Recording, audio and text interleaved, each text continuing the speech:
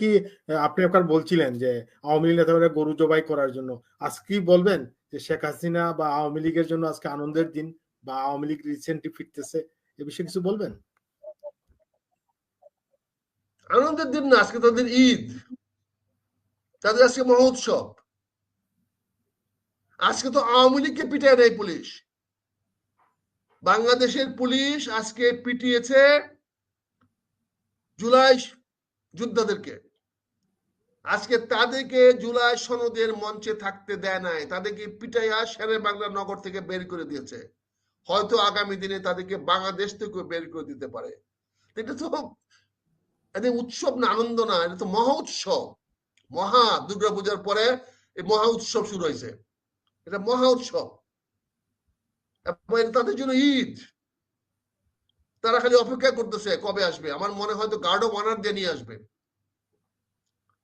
আর 22 তারিখে ওই সেনা অফিসারদের ট্রায়ালের নামে যদি ইউনিফর্মে যদি অফিসারদেরকে ট্রায়ালে নিয়ে যেতে পারেন তাহলে তো ভালোই হবে, আরেকটা মাইল ফলক তৈরি হবে।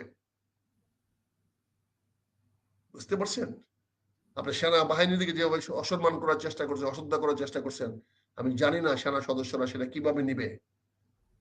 তবে আজকের পরে মনে হয় তারা আর ভালোভাবে নিবে না, না নেওয়ারই কথা। both are same, একই দোষে দোষী, একই কলঙ্কিত।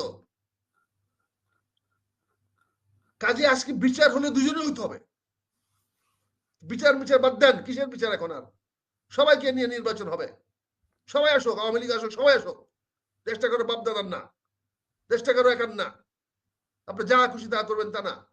সকল দল নিয়ে নির্বাচন দেন। সে নির্বাচনে জনগণ যাকে ভালো লাগে ভোট দিবে।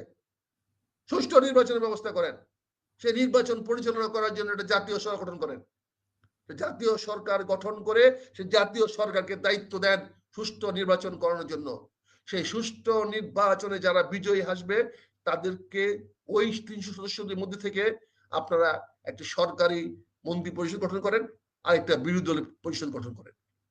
বিরোধী দলটা হলো ভলান্টিয়ার, যারা নিজে ইচ্ছা করে বিরোধী যেতে চায় তারা বিরোধী দলে যাবে, আর যারা সরকারি দলে থাকতে চায় তারা সরকারি দলে থাকবে। নির্বাচন দেন, আসেন নির্বাচনে হবে। সেই নির্বাচনে আমি দাঁড়াবো, সেই নির্বাচনে গেলে আমি এবার নির্বাচন করবো। এখন বলছি আমি নির্বাচন করবো, সেই নির্বাচন যদি হয় আপনার জাতীয় সরকার যদি নির্বাচন হয়, আসেন নির্বাচন করবো।